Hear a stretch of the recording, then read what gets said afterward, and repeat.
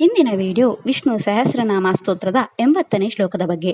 ಈ ವಿಡಿಯೋದಲ್ಲಿ ವಿಷ್ಣು ಸಹಸ್ರನಾಮ ಸ್ತೋತ್ರದ 80ನೇ ಶ್ಲೋಕದ ಅರ್ಥವನ್ನು ತಿಳಿದುಕೊಳ್ಳೋಣ ಮತ್ತು ಈ ಶ್ಲೋಕವನ್ನು ಪಠಿಸುವುದರಿಂದಾಗುವ ಪ್ರಯೋಜನಗಳನ್ನು ಸಹ ನಾವು ತಿಳಿಯೋಣ. ವಿಷ್ಣು ಸಹಸ್ರನಾಮ ಸ್ತೋತ್ರದ 80ನೇ ಶ್ಲೋಕವು ಹೀಗಿದೆ.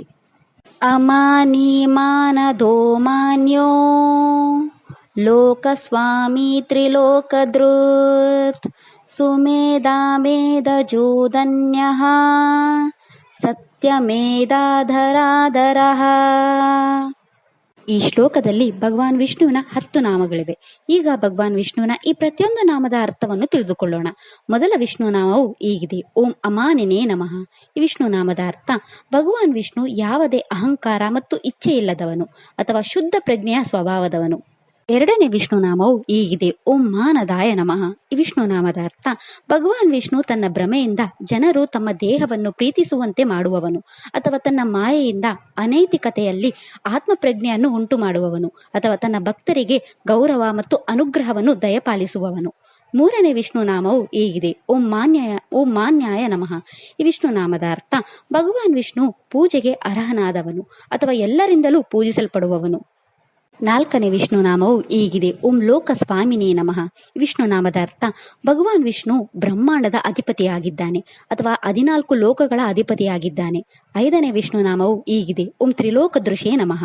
ಈ ವಿಷ್ಣು ನಾಮದ ಅರ್ಥ ಭಗವಾನ್ ವಿಷ್ಣು 3 ಲೋಕಗಳನ್ನು ಹೊತ್ತುವವನು ಅಥವಾ 3 ಲೋಕಗಳನ್ನು ಬೆಂಬಲಿಸುವವನು. ಆರನೇ ವಿಷ್ಣು ನಾಮವು ಹೀಗಿದೆ. ಓಂ ಸುಮೇಧಸೇ ನಮಃ. ಈ ವಿಷ್ಣು ನಾಮದ ಅರ್ಥ ಭಗವಾನ್ ವಿಷ್ಣು ಒಳ್ಳೆಯ ಕಾರಣಿಕ ಜ್ಞಾನವನ್ನು ಹೊಂದಿರುವವನು ಅಥವಾ ಮಹಾನ್ ಮತ್ತು ದಾನಶೀಲ ಬುದ್ಧಿಶಕ್ತಿಯನ್ನು ಹೊಂದಿರುವವನು. ಏಳನೇ ವಿಷ್ಣು ನಾಮವು ಹೀಗಿದೆ. ಓಂ ಮೇಧಜಾಯ ನಮಃ. ಈ ವಿಷ್ಣು ನಾಮದ ಅರ್ಥ ಭಗವಾನ್ ವಿಷ್ಣು ಯಾಗಗಳಲ್ಲಿ ಸೃಷ್ಟಿಯಾದವನು ಅಥವಾ ಯಾಗಕುಂಡದಿಂದ ಉದ್ಭವಿಸಿದವನು. ಎಂಟನೇ ವಿಷ್ಣು ನಾಮವು ಹೀಗಿದೆ. ಓಂ ಧಾನ್ಯಾಯ ನಮಃ. ಈ ವಿಷ್ಣು ನಾಮದ ಅರ್ಥ ಭಗವಾನ್ ವಿಷ್ಣು ಎಲ್ಲಾ ಸೌಲಭ್ಯಗಳನ್ನು ಹೊಂದಿರುವವನು ಅಥವಾ ತನ್ನ ಎಲ್ಲಾ ಗುರಿಗಳನ್ನು ಸಾಧಿಸಿದವನು ಮತ್ತು ಅದರಿಂದ ಸಂಪೂರ್ಣವಾಗಿ ಆತ್ಮತೃಪ್ತನಾಗಿರುವವನು. ಒಂಬತ್ತನೇ ವಿಷ್ಣು ನಾಮವು ಹೀಗಿದೆ. ಓಂ ಸತ್ಯ ಮೇಧಸೇ ನಮಃ. ಈ ವಿಷ್ಣು ನಾಮದ ಅರ್ಥ ಭಗವಾನ್ ವಿಷ್ಣು ಶುದ್ಧ ಸತ್ಯವಾದ ಜ್ಞಾನವನ್ನು ಹೊಂದಿರುವವನು ಅಥವಾ ತನ್ನ ಬುದ್ಧಿವಂತಿಕೆಯಿಂದ ಯಾವಾಗಲೂ ಫಲ ನೀಡುವವನು. ಹತ್ತನೇ ವಿಷ್ಣು ನಾಮವು ಹೀಗಿದೆ. ಓಂ ಧರಾಧರಾಯ ನಮಃ. ಈ ವಿಷ್ಣು ನಾಮದ ಅರ್ಥ ಭಗವಾನ್ ವಿಷ್ಣು ಪರ್ವತವನ್ನು ಒತ್ತುವವನು ಅಥವಾ ತನ್ನ ಅಂಶಗಳ ಮೂಲಕ ಲೋಕಗಳನ್ನು ಬೆಂಬಲಿಸುವವನು.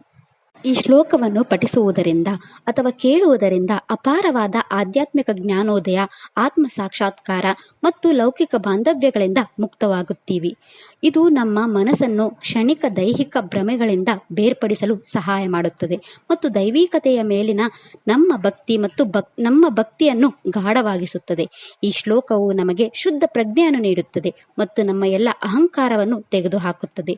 ಈ ಶ್ಲೋಕವು ನಮಗೆ ಅಪಾರ ಜ್ಞಾನ ಮತ್ತು ಬುದ್ಧಿವಂತಿಕೆಯನ್ನು ನೀಡುತ್ತದೆ. ಪೂರ್ವ ಆಷಾಢ ನಕ್ಷತ್ರಕ್ಕೆ ಸೇರಿದ ಜನರು ತಮ್ಮ ಜೀವನದಲ್ಲಿನ ಎಲ್ಲಾ ಸಮಸ್ಯೆಗಳನ್ನು ತೊಡೆದುಹಾಕಲು ಮತ್ತು ನಿಮ್ಮ ಜೀವನದಲ್ಲಿ ಎಲ್ಲಾ ಶುಭಗಳನ್ನು ಪಡೆಯಲು ಈ ಮಂತ್ರವನ್ನು 27 ಬಾರಿ ಜಪಿಸಬೇಕು. ಇದಿಷ್ಟು ವಿಷ್ಣು ಸಹಸ್ರನಾಮ ಸ್ತೋತ್ರದ 80ನೇ ಶ್ಲೋಕದ ಕುರಿತಾಗಿತ್ತು. ನಾಳೆಯ ವಿಡಿಯೋದಲ್ಲಿ ವಿಷ್ಣು ಸಹಸ್ರನಾಮ ಸ್ತೋತ್ರದ 81ನೇ ಶ್ಲೋಕದ ಮೇಲೆ ಚಿಂತನೆಯನ್ನು ಮಾಡೋಣ. ಶ್ರೀಕೃಷ್ಣ ಅರ್ಪಣಮಸ್ತು. ಈ ವಿಡಿಯೋ ಇಷ್ಟ ಆದರೆ ಲೈಕ್ ಮಾಡಿ, ಶೇರ್ ಮಾಡಿ ಮತ್ತು ಚಾನೆಲ್ ಸಪೋರ್ಟ್ ಮಾಡೋಕೆ ಸಬ್ಸ್ಕ್ರೈಬ್ ಮಾಡಿ. ಧನ್ಯವಾದಗಳು.